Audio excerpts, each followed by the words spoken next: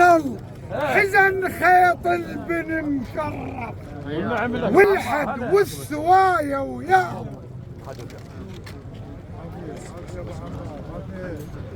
ابو فيصل حزن خيط البن مشرف والحد والسوايا ويا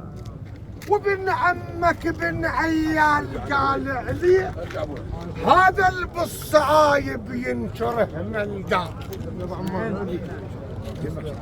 ابو فيصل صلب يوم الحرايب صلت بالديوان يا صادق وبوضح قوم بعجل وتلقى. تسلم هو اليوم الخيط مكدر هو اليوم الخيط مكدر هو اليوم الخيط مكدر هو اليوم الخيط مكدر ويصفى العيد يوم الخيط مكدر ويصفى العيد يوم الخيط مكدر ويصفى العيد